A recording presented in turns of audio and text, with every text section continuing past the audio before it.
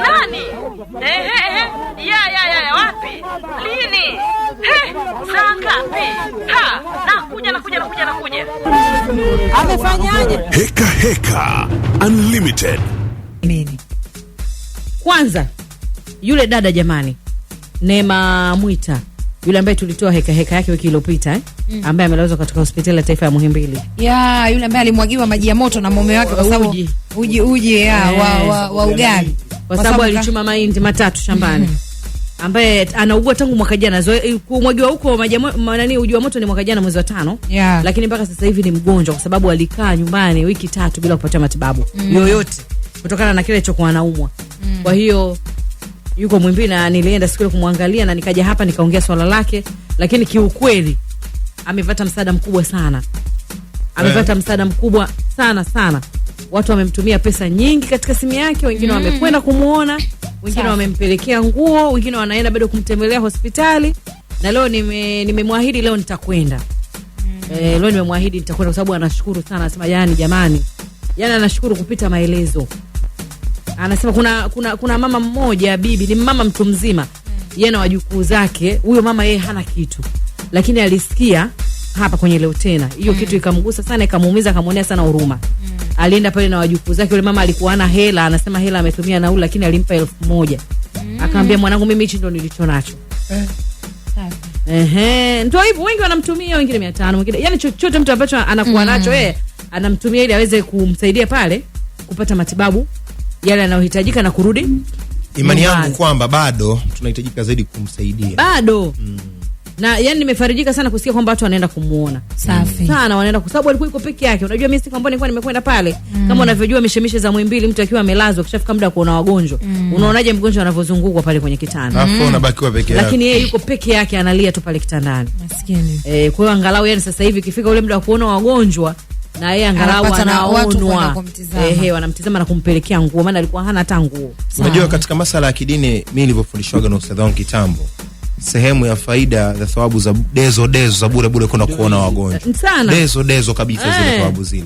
Lakini pia hivi majuzi kana pewa somo moja hivi la ukomavu kweli. Nikawa naambiwa bwana, katika sehemu ya zile sadaka ambazo unapaswa kutoa, hakuna sadaka nzuri kama unayokwenda kuitoa kwa mtu ambaye ana uhitaji maalum na kwa wakati huo kamwezesha mtu kuweza kumpatia ule msaada. Tunajua mahitaji wengine yote, inawezekana ikawa ni hivi, inawezekana ikawa ni nyumba, inawezekana ikawa ni nguo, inawezekana ikawa ni chakula. Lakini katika mtu ambaye anatamani leo kesho acheke kama wewe unavyocheka, wewe ukampatia sehemu tu ya faraja yake. Ya furaha. Yaani uweze mimi naongea naye dada jamani anacheka. Kipindi kile mara kwanza anaongea naye ni kilio. Nakwambia lazima. Lakini naongea naye hivi kwenye simu sasa hivi yani anacheka. Lazima apate faraja. Tena unaweza kukumbusha namba yake. Kwa maana kwamba wapo wengine ambao labda hawajaipata vizuri namba yake, na ukakumbusha pia wodi yake ambao dada anapatikana kwa misaada zaidi na faraja nyingine kama hiyo, kama hata kama una kitu ukapita kuna kumwona mgonjwa wako yuko pale Muhimbili, ukamtembelea dada ukamwambia pole, inampa faraja kama hivi.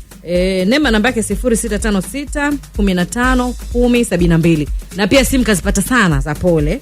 Lakini pia vile vile yuko Sewa Haji wodi 24. Sewa Haji wodi 24. Sewa Haji wodi 24. Sewa Haji. Sawa.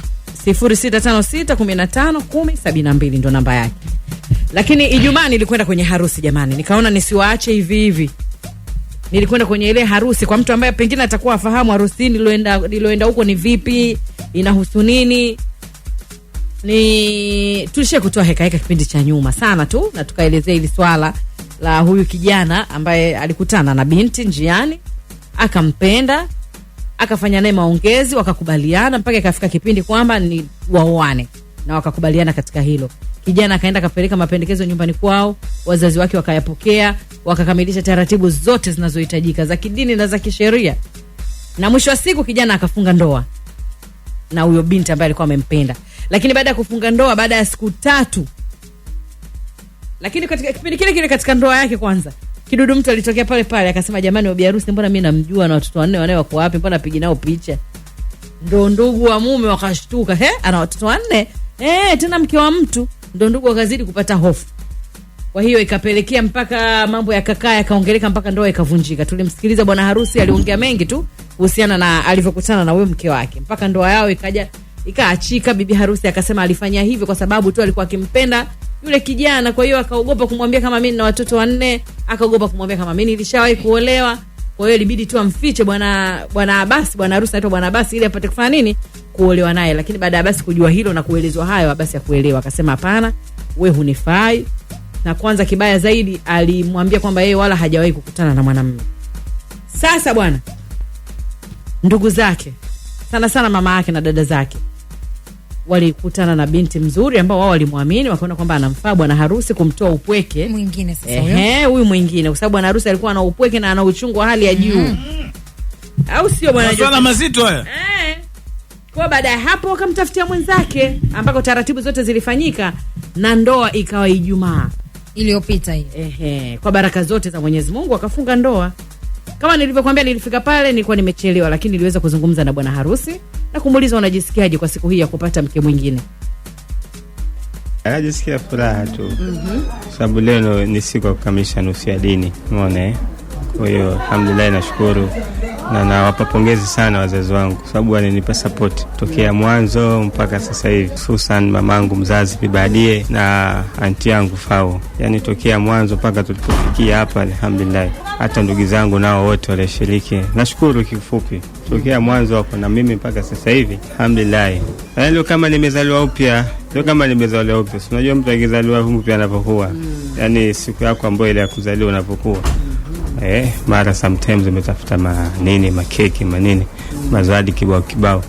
Mambo kama hayo. Sawa. Sasa huyu biharusi ulimpataje? Ulimtafuta mwenyewe au ili chaguo kutoka kwa wazazi na ikiwemo na mimi mwenyewe kumridhia katika nafsi yangu, basi alhamdulillah. Kwa huyu sasa umeambiwa mwanamwari, mjane au msichana tu? Kile hilo swali mimi nalipasia, sijui nimpe sister, lakini unajua matokeo mwisho wa mchezo ndio matokeo yenyewe. Unaweza kutabiri, alafu unaweza kupata, unaweza kutabiri na ukakosa. Lakini kiuhalisia na mtazamo ulivyo, yeye anakuambia kitu na box.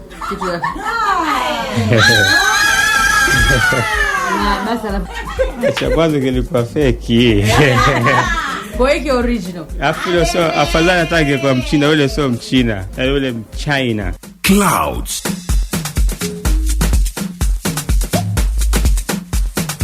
Bwana harusi huyo. Kama ulivyomsikia na raha zake.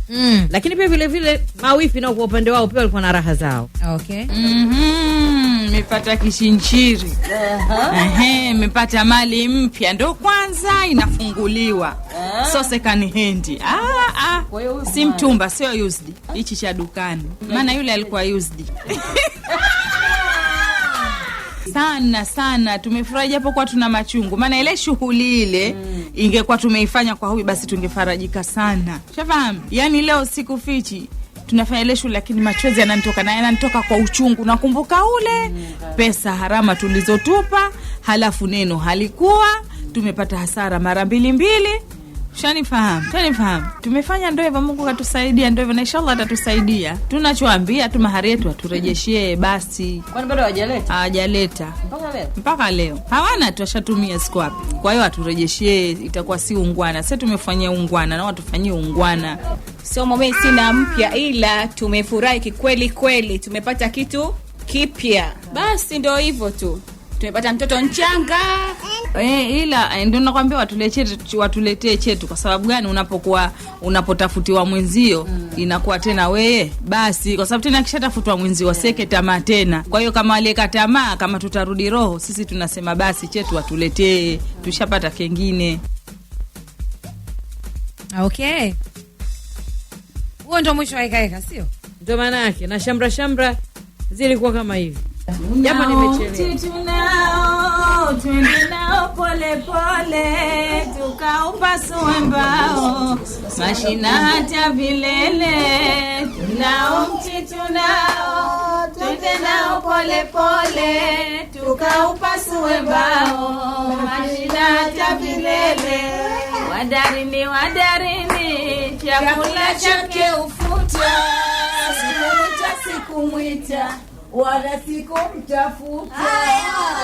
Hapendeki mwanamme wa shirika, hapendeki mwanamke wa shirika.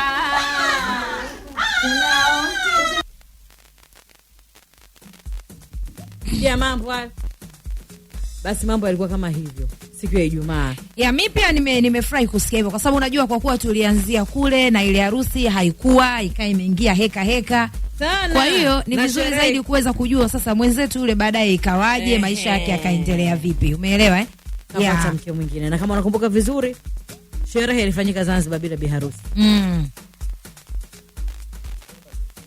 Walifanyia huko. Huo wimbo maneno mazito sana.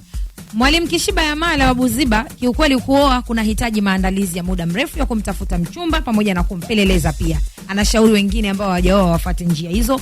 Kukurupuka kuoa bila kumchunguza mtu ama kutokuuliza majirani kuna madhara yake. Na pia mbona huyo alioacha hakuwa mkweli? Timilaisha Malaba. Hii ni story ambayo tayari ilishapita ya yule mtu ambaye Juma Maiko, mwanaharakati wa Nzega, hakika Mungu ni mweza wa kila jambo. Uvumilivu wake umemfanya apate mwanamwali mwingine. Anasema pongezi sana kwake. Wanakupongeza sana bwana basi kwa kuweza kuoa. Kupata kitu na picha jamani, ukitaka kuziona za bibi na bwana harusi. Bi harusi kapendeza sana. Umeona Tembelea katika account yangu ya Instagram mwenyewe. Gea Habib. Veli kati ya veli. Sana limechanua hilo kama tausi. Batazaririwa anasema kuoa raha. Hata ukiingia katika website yangu utamuona kwa vizuri zaidi bi harusi na bwana harusi. Nelson Samuel wa Tandale Magharibi, hongera yake kwa ndoa. Pata sehemu ya kuweza kufutwa machozi. Kweli. Akikumbuka yale matukio.